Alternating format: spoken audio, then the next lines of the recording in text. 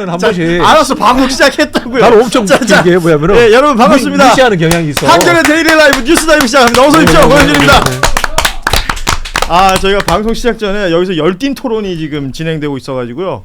이 열띤 토론의 주인공 노영희 변호사, 박진영 비평가, 장윤미 변호사 세 분과 함께합니다. 어서 오십시오. 안녕하세요. 기대가 됩니다. 마이크가 켜지기도 전에 이렇게 열띤 토론을 했는데 마이크 켜지고 나면 또 숙연해지죠. 또 셋 다 조용해져. 야, 어찌할지 모르겠고. 말 못해. 그 방송 전에 했던 얘기 우리 방송에서 해도 되는 것들이에요? 다 안 될 것 같습니다. 아니 뭐 정부조직법 이런 이야기는 해도 되죠. 정부조직법 같은 거. 네, 정부조직법 해도 되죠. 여기서 이제 대한민국을 저희가 한번 만들었다 부셨다 만들었다 부셨다 했어요. 큰 저기 그렸죠. 그 부분에 대해서는 저는 소신이기 때문에 늘 말씀드립니다.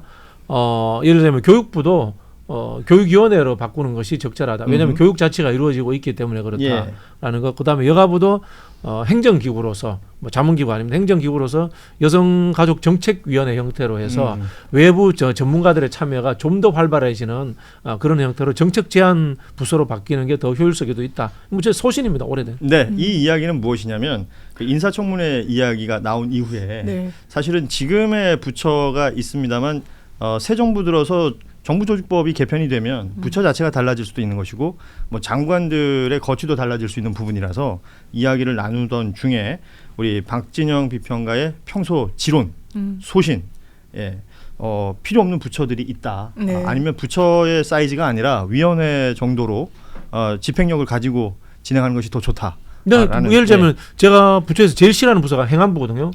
행안부 해체하고 총무처. 아니 잠깐 분명히 지난달에 분명히 다른 데를 제일 싫어한다고 그랬었는데 싫어하는 데가 이제 매달 좀 바뀔 수는 있으니까요. 기재부는 같이 일을 해보면요 의미 있는 뭐 적이라는 표현은 그렇지만은 논리적 적이에요. 상대방이 이유가 있어서 자기들이 그 논리를 펴는데 행안부는 정말 논리 없는 그냥 조직 폭력배 비슷한 느낌을 주거든요. 원래 조직 관리하는 데인데 자 행안부가 특히 이제 행안부가 옛날로 치면 이제 국내부예요. 국내부 임금들 명령 이런 거 있잖아요. 집행하는 그러니까 이제 총무처로 가면 되고 그 다음에 인사혁신처가 있잖아요.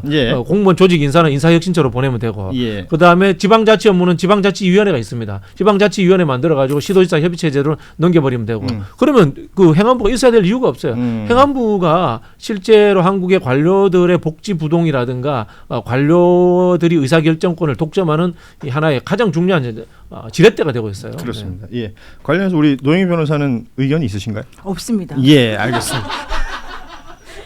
저는 이 해박한 지식을 자랑하는 박진영 평론가에게 너무 놀라가지고 야 진짜 박진영은 모르는 게 없다 이 말했다가 엄청나게 지금 막 폭언을 듣고 충격받고 있는 중입니다. 정확하게 제가 설명을 드릴게요. 와 박진영 모르는 게 없어 정말 똑똑해 이랬더니 전공이야라고 얘기를 하셨어요. 소리를 막 지르는 거야 저한테. 도대체 내가 왜 이래야 돼? 그래서 왜 당해야 되는지. 저 장유미 변호사는 엄마 아빠 싸우는 집에 있는 애들처럼 마음을 좀 졸이며 듣고 있어요. 이 사람들 더 웃기지 않아요? 자기네랑 나랑 나이 차이가 얼마나 난다고.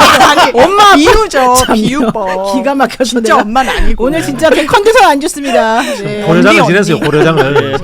자, 오늘 77회 맞는 제헌절입니다. 오늘 제헌절 아침부터 특히나 경기 남부 또 충청남도 지역에 비가 많이 와가지고 이 피해 입은 지역들도 있고 고생하고 계신 분들 많이 있는데요. 또 비 피해는 계속해서 벌어질 것 같습니다. 오늘 밤에도 비 예보가 지금 큰 비가 온다고 예보가 있으니까요. 저 현장에 계신 분들은 좀 주의해 주셔야 될 것 같고 제헌절 맞아서 국회 잔디광장에서 의미 있는 상징석 설치 행사가 있었거든요. 비상계엄 해제 상징석이라는 것을 설치하고 여기에 민주주의 최후의 보루 대한민국 국회라는 문구를 새기는 행사가 있었습니다. 이 행사에는 우원식 의장부터 시작해서 이하경, 주호영 부의장 그리고 민주당의 김병기 원내대표 직무대행을 함께하고 있죠. 까지는 참석을 했는데 비가 왔으니까 이제 비옷 입고 참석을 했어요. 그런데 국민의힘에서 송원석 비대위원장 원내대표 겸 비대위원장은 또 불참을 했습니다. 이거는 어떻게 해석해야 돼요? 그러니까 송원석이란 개인이 안 온 겁니까? 아니면 국민의힘이라는 정당이 참석을 안 한 거라고 봐야 됩니까? 스스로 내란 정당임을 증명한 거죠. 당 대표잖아요. 예. 우리가 이제 추경호가 내란에 어느 정도 가입되어 있느냐에 따라서 국민의힘이 위원 정당으로 해산될 수 있다 그런 이야기를 하잖아요. 이거 똑같은 사례입니다. 이거는 스스로 우리는 내란으로부터 벗어나지 못했다는 것을 자임하고 있는 거다. 저는 이렇게 보입니다. 예, 제헌절 관련 행사를 준비하는 과정에서 그 임을 위한 행진곡 그 재창 얘기가 있었는데 이 부분은 또 국민의힘 쪽에서 반대를 했다. 네. 그래서 유상범 의원 같은 경우에는 원내 수석 부대표인데요. 그러니까 다시 만난 세계하고 임을 위한 행진곡 노래 부르자 뭐 이런 얘기가 있었나 봐요. 그래서 임을 위한 행진곡은 광주 5.18 민주항쟁에 관련된 노래니까 적절치 않다라는 의견을 내서 이 부분은 조정이 돼서 임을 위한 행진곡은 빠졌다 그러고요. 네. 다시 만난 세계는 불렸고 이런 내용들을 이제 조정을 했다라는 내용들이 있었는데 국민의힘에서 뭐 일방적 보이콧을 했다 이런 보도가 나와서 이건 바로 잡는다라는 입장을 내기도 했습니다. 재헌절이었고요.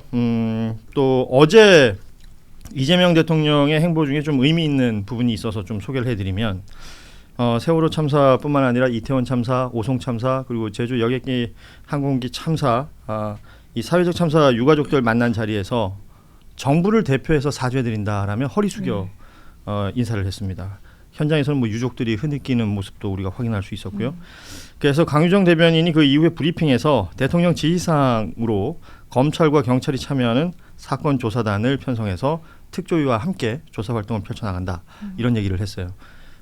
글쎄 뭔가 혼탁스럽고 좀 비정상으로 흘러가던 것들이 조금 정상화된다라는 느낌이 있습니다. 예, 정상 국가를 되찾아가는구나라는 생각이 들고 왜냐하면 저도 그 유족분들이 되게 본인들이 정말 정부한테 서운한 점도 있지만 앞으로 그 과거도 과거지만 조사도 조사인데 이런 걸 재발 방지 대책을 엄청 요구하시더라고요. 예. 어느 누구도 내 가족은 지금 다치고 사망했지만 대한민국 국민 누구도 다시는 이런 위험에 노출되지 않았으면 좋겠다고 되게 조목조목 정리를 해와서 그걸 대통령 앞에서 이렇게 읽으시는 모습들을 보고 제가 진짜 좀 감동을 받았고 또 어떤 예. 남자분 뭐 남녀 불문하고 되게 많이 오셨지만 되게 이제 눈물을 흘리시는데 이 눈물이 정말 이를테면 전 정부에서 외면당했을 때의 눈물과 내 얘기를 경청해줬을 때 그 눈물은 의미가 완전히 확연히 다르다는 생각이 들고요. 그리고 아까 국회 이야기가 나왔는데 저는 국회의 존재 의의는 계엄 때 그 빨리 어쨌든 신속하게 예. 절차를 다 지켜서 왜냐하면 그때 막 의원들이 왜 빨리 안 하냐라고 했지만 그렇죠. 통지하고 기다려야 된다라고 어쨌든 전략적인 인내를 하면서 여기까지 온 거예요. 그래서 국회에 문을 부시고 들어갔잖아요. 그것도 그대로 남겨놨다고 하고 앞으로도 남길 예정이라고 하더라고요. 이런 부분에 대해서 국민의힘 모습 드러내지 않았다는 거 그리고 어떤 노래에 대해서 그리고 불러야 되는 부분에 대해서 문제 제기했다는 거 역사가 기억할 겁니다. 예. 자, 그리고 오늘도 인사청문회는 진행이 되고 있습니다. 조현 외교부 장관 후보자, 구윤철 경제부총리 겸 기획재정부 장관 후보자, 그리고 김정관 산업자원통상부 장관 후보자 이렇게 세 부처의 장관 후보자의 인사청문회 진행 중인데 내용 들어오는 대로 또 저희가 속보로 전해드리도록 하고 자 특검 상황 좀 보겠습니다. 일단은 서울구치소에 있는 윤석열 피고인 내란 특검의 소환 계속 불응했고요. 오늘은 재판이 있었는데 네. 재판 불출석 사유서도 안 내고 참석을 안 했습니다. 이 구속된 뒤에 두 번째 불출석이 되는 건데 그 윤갑근 변호사가 이런 입장을 냈어요. 갑작스럽게 9병도 안 되는 구치소에 들어와서 정신적으로 지금 스트레스가 많고 당뇨, 혈압약을 복용하고 있어서 기력도 약한 상태, 건강 악화로 어지럼증을 느끼고 있고 접견실까지 가는 계단 오르는 것도 힘들다. 저는 이런 얘기를 제가 전해드리면서도 이거 왜 전하고 있나 그런 생각이 들어요. 열받으라고. 네. 아니 이거 그냥 이렇게 둬도 되는 겁니까? 아니 근데 솔직히 말해가지고 이 직위원 재판부 부장 판사님이 소송 제의를 조금 너무 관대하게 하시는 그러니까요. 것 같아요. 네. 윤곽근 변호사가 얘기하는 대로 정말 접견실까지 가는데 계단 올라가는 것도 힘들다 그러면 어떻게 모스탄을 만나려고 그 난리를 그러니까요. 치면서 예. 모스탄을 안 왔다고 자기네끼리 막 편지 쓰고 이런 걸 하겠습니까? 그런데다가 지금 이 사람은 되게 중대한 범죄 혐의로 재판을 받고 있는 사람이어서 예. 원칙적으로는 피고인이 나와야지 재판을 할 수가 있어요. 이게 지금 항소심이 아니라 1심 재판이잖아요. 그렇죠. 그러면 당연히 나와서 재판받는 게 자신의 의무이자 권리이자 이런 건데 구속된 피고인이 지금 출석을 거부하고 있는 거예요. 아무 이유도 없이. 게다가 재판부를 되게 무시하고 있는 거예요.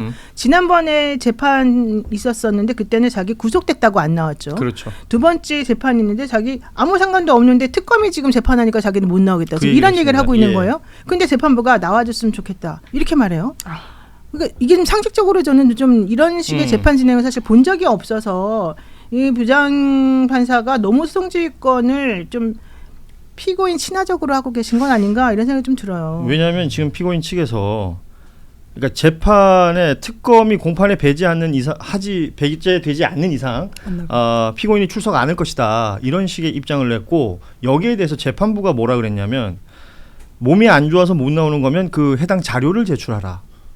그리고 특검의 위헌성은 법률적으로 다퉈야 할 것 같다. 이게 지금 말씀하신 소송 지휘라는 게 이 얘기인데 그 이런 재판 본 적 있으세요? 아니요, 왜냐하면 박근혜 전 대통령 사례를 찾아보더라도요. 이제 재판에 안 나갑니다. 그때 그 해당 재판부가 어떻게 했느냐. 구인영장을 발부했어요. 예. 그리고 집행을 시했지만 결과적으로 이제 안 됐지만 이거는 사법정의의 엄정함을 보여줘야 되는 거예요. 이렇게 법을 우습게 알면서 특검법에 공소유지를 할 수 있도록 되어 있고 지금 내란으로 기소가 됐으니까 내란 특검이 들어가는 거예요. 공소유지를 위해서. 안 된다는 건 완전히 일방의 견해에 불과합니다. 법리적으로 맞지 않아요. 판사가 정확하게 가름을 타줘야지 울고 짠다고 해서 그래 이 말도 맞고 한번 지켜볼게. 이거는 사법정의가 아니에요. 이렇게 재판 지휘하면은 다른 사람들 잡범들이 어떻게 하겠습니까? 예. 다 이거는 강경하게 나갈 거란 말이에요. 이거는 정확하게 진행하는 게 맞고 직위원재판부가 사법 불신을 대단히 초래하고 있다라는 내부 목소리 들어야 될 겁니다. 아니 이거는 김영현 재판부한테도 오늘 내가 한마디를 해야 돼요. 예, 김영현 씨의 경우에도 변호인이 나와가지고 특검이 이번에 그 기소해가지고 이렇게 영장 니네가 지금 한성진 부장판사가 지금 그렇습니다. 하고 있거든요. 예.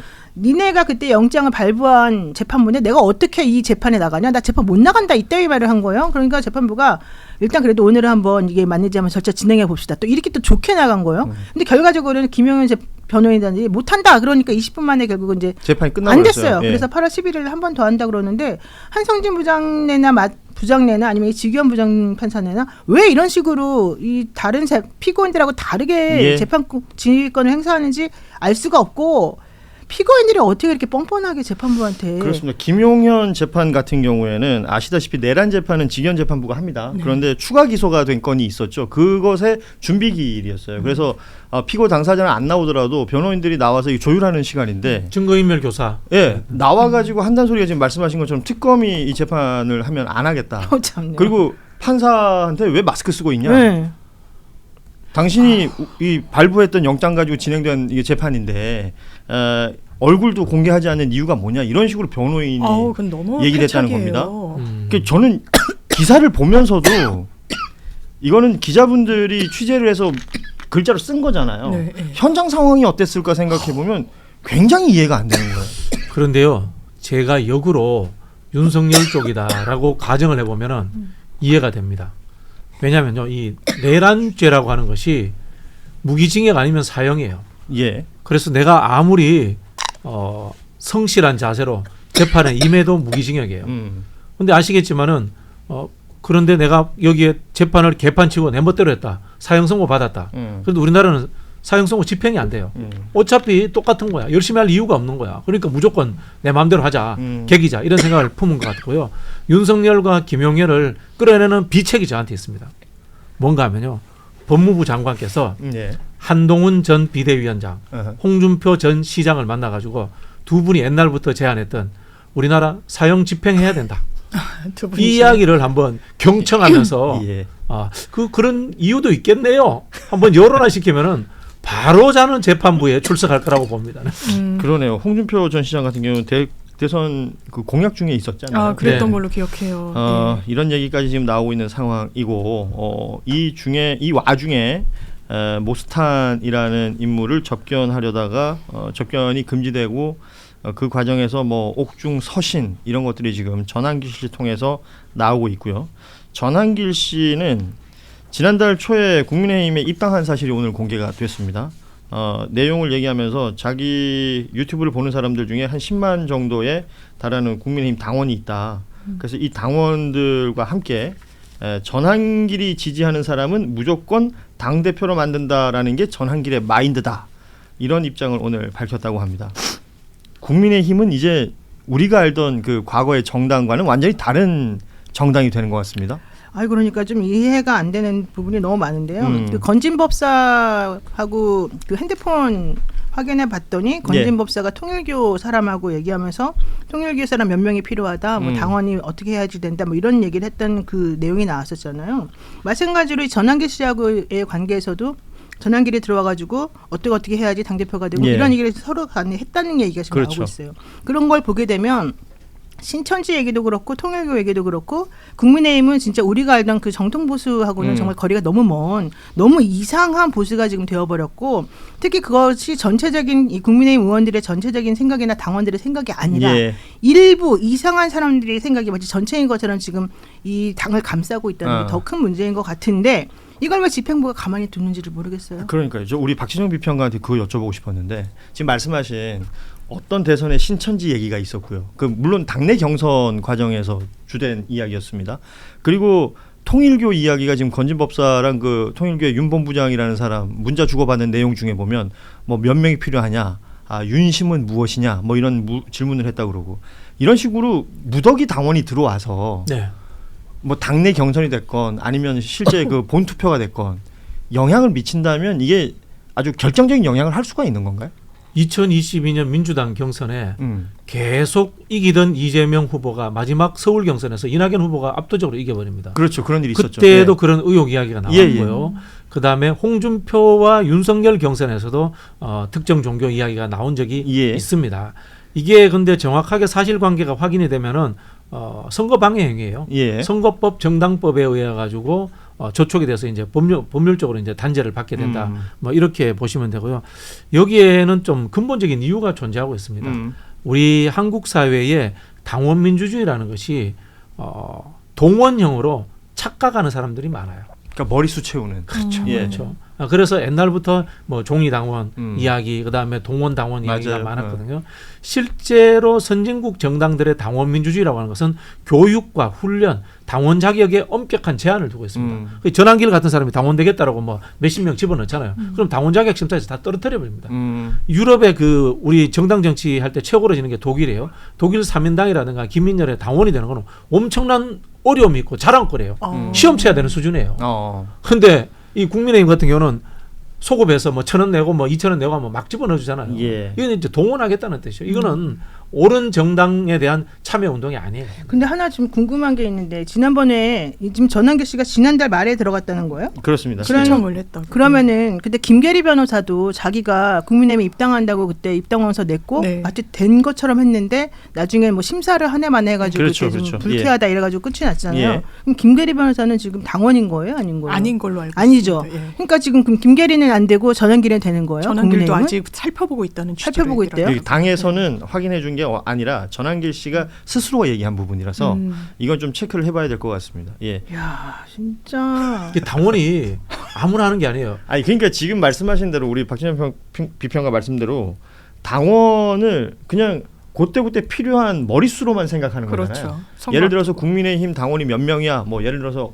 무슨 당 당원이 몇 명이야 그러면 그 당원이라는 사람들의 존재를 다른 식으로 해석하는 게 아닙니다. 이건 지금. 자, 우리 헌법에 정치 사상과 결사의 자유라는 게 존재합니다. 예. 사상과 결사의 자유에 의해 가지고 정당이라는 것이 법적 구성 요건을 갖게 됩니다. 예. 이 정치 결사라고 이야기합니다. 정당은 결사체라는 겁니다. 결사체가 무슨 뜻이겠어요? 목숨을 내놓고 내 생각을 관철시키겠다는 뜻이 결사체라는 거예요. 근데 이 결사체의 당원이 되는데 내 이름이 누구로 의해서 도용되기도 하고 특정 종교에서 막 집어넣기도 하고 이러면 이게 결사체가 되겠습니까? 정당은 권력 획득을 위한 결사체이기 때문에 우리가 생각하는 것처럼 아무렇게나 막 들어가고 막 나오고 하는 것이 아니다. 이게 원론적인 이유인데 지금 그런 부분들이 조금 지금 오도돼 있다. 이 말씀을 제가 드리고 제작진이 싶어요. 확인을 했네요. 정정식 사무총장 발인데요. 국회에서 기자들을 만나서 이런 얘기를 했다고 합니다. 전환길 씨의 입당 완료 사실을 전하면서 지난달 9일 김용태 비대위원장 시절에 입당을 했다. 그리고 온라인으로 입당한 부분에 대해서 구체적으로 확인할 방법이 없다. 이렇게 얘기를 했고요. 김용태 비대위원장 전임이죠. 김용태 의원은 페이스북에 전 씨를 비롯한 계엄 옹호 세력의 국민의힘 입당은 안 된다라면서 당 지도부는 당원 당규에 따라 당원 자격 심사위원회를 개최하고 국민의힘 근처에 얼씬도 하지 않도록 결단하라 이렇게 촉구를 했다고 이게 합니다. 무슨 말이에요? 자기가 비대위원장일 때 들어왔다며. 그러니까 지금 말하는 것은 네. 정점식 사무총장은 온라인으로 입당한 사람들은 확인할 방법이 없다라는 것이고 김용태 비대위원장 전임 비대위원장은 당원 당규에 따라서 당원 자격 심사위원회 거쳐서 받아주면 안 된다라는 얘기를 하고 있는 거예요. 어쨌든 전환길은 됐다는 거잖아요. 그러네요. 그러네. 예. 공식적으로. 그럼 김계리는 안 되고. 김계리는 저도 찾아봤더니 약간 최종 승인 여부는 아직 나오지 그러니까 않는 그 상태예요. 얘기가 이게 안 나와서 지금 그래요. 내용을 정리하면 입당할 때는 몰래 하고 입당된 다음에 공개를 해야지. 그러네요. 김계리 변호사처럼 나 입당할 거야 라고 하고 들어가면 안 받아줘 버린다는 거야. 지금 그거잖아요. 그 당시에 그랬었죠. 그러니까 이 얘기는 그 얘기네. 차라리 그냥 몰래 살짝 들어와. 그럼 우리가 모른 척하고 온라인으로 눈 들어와. 감아줄게. 근데 니네가 이렇게 떠들고 들어오니까 내가 너네를 입당을 못 시키잖아. 이거였잖아요. 온라인으로 지금. 들어와서 확인 안 된다는 게 더 제가 보기에는 말도 논센스입니다. 안 되는 온라인으로 소리를 들으면 들어보는데. 그 기록이 다 서버에 남기 때문에 오히려 더 더 잘 확인이 남는 쉽죠. 건데. 야 진짜. 와, 그럼 도대체 김용태는 뭘 하는 겁니까? 지금? 근데 페이스북에 약간 저런 말 허수아비 쓴다고요? 느낌이 좀 예. 있어. 말만 하는. 예. 두루두루 희한합니다. 예. 아, 진짜 너무 재밌다. 자 다음 뉴스로. 이거 기억해낸 건 내가 얼마나 천재적인지 알겠지? 대단하십니다. 네. 김계리를 떠올렸다는 거. 아니 난 노영희 변호사가 이렇게 얘기하는 것도 대단한데 장유미 변호사의 리액션이 더 약간 대단해. 이게 저분이 저렇게 나를 매긴다니까. 아니 아니야. 아니에요. 진짜 리액션의 제왕. 매기다니요. 아니 리액션도 진짜 존경. 특이하게 해. 야. 되게 막 매기듯이 하나. 착한 듯이 하면서 뭔가 이상하게 예, 해. 여러분 노짱잠입니다. 예.